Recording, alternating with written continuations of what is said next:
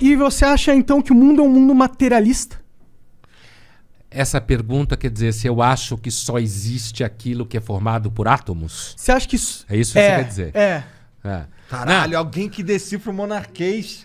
Gostei. Cara, tem que ser um filósofo. Esse cara é filósofo mesmo. Não é, cara. porque quando você fala materialista, pode ser materialista no sentido marxista. Sim. Que tudo são relações econômicas de produção, entendeu? Tomar uma coca. Então. Sim. E eu entendi que você estava falando nesse sentido Isso, originário. exato. Né? Que a gente chama em filosofia de materialismo atomista. Né? Por causa do Epicuro, do Demócrito, na Grécia e tal. Ó, eu vou te dar uma resposta bem cuidadosa, que é o seguinte. Até onde a gente consegue ter alguma certeza empírica, aparentemente tudo é matéria. Mas nós não temos como assegurar com absoluta certeza que não exista nada além da matéria.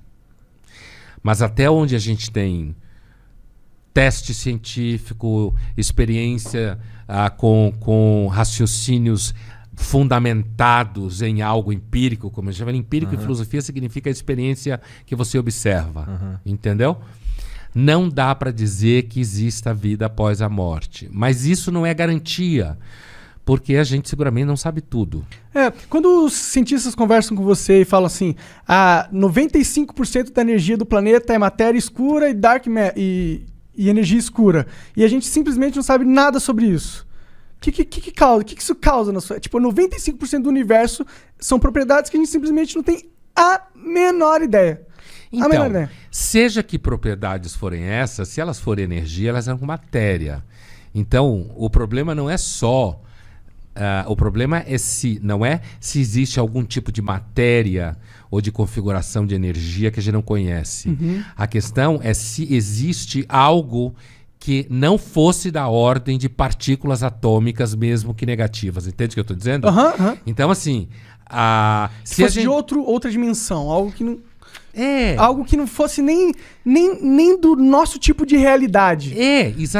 Algo que seja, como se fala em filosofia, transcendente. Que transcenda a imanência do ser, que envolve, inclusive, a antimatéria. Certo? Então, assim, é dessa ordem que se acha que Deus seja, por exemplo. Os deuses antigos, veja, os mortos não eram dessa ordem. Eles eram só vivo que continuou vivo que morreu e continuou vivo. Né? E que aí virava uma espécie de poltergeist, dependendo da comida que se dava para ele. Ele podia te ajudar a combater as doenças. E o nosso problema é que nós somos uma espécie que sabemos mais do que deve. Aí eu concordo, eu acho que um cachorro é muito mais feliz que eu. Então, a gente sabe mais do que deve, mas a gente não sabe tudo o que precisa para saber. A gente tá no meio termo de merda. A gente olha o esboço, a gente vê tudo meio embaçado, a gente não sabe exatamente o que é, mas a gente tá vendo. E na maior parte dos casos a gente vai cuidar da vida, né? Vai usar aquilo da melhor forma possível. Vai cuidar da vida. E assim... Vai trabalhar, vai pagar as contas, vai arrumar uma mulher ou um cara, sei lá. Você vai cuidar da sua vida, e né? Aí, as mulheres e homens. Ter uma religião. Então, as pessoas costumam praticar a religião de forma aderente, como a gente diz, quer dizer, praticante, como se fala, né?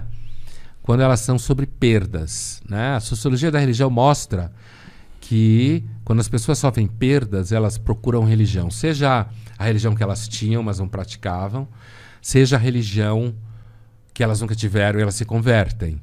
Então há uma relação com perda. Perda de saúde, ente querido, filhos, por exemplo. Perder filho, aparentemente, é o pior tipo de perda que pode existir. Então, e aí isso leva normalmente pessoas à religião. Perda de patrimônio, casamento, carreira profissional, sabe? Entendi. Perdas. O que significa que, como nós somos uma espécie basicamente triste, que se diverte de vez em quando, a religião funciona. Então, cara, se tu é uma pessoa... Vamos lá, tu ia ser médico. Daí tu foi pra faculdade de filosofia. E aí tu diz, será que todo mundo que trilha esse caminho que tu trilhou acaba se tornando um cara que não é religioso, um cara que é mais niilista... Essencialmente. Será? Sim. Não necessariamente. Não? Acho que você pode... Dá pra você entender das coisas que você estudou? Dá pra você entender, olhar o mundo de uma forma diferente dessa tua que tu olha? Por exemplo, dá pra acreditar no... É possível, é possível. É claro que eu não consigo extrair de mim mesmo aquilo que eu sou, né? Se eu conseguir, eu sou psicótico, né?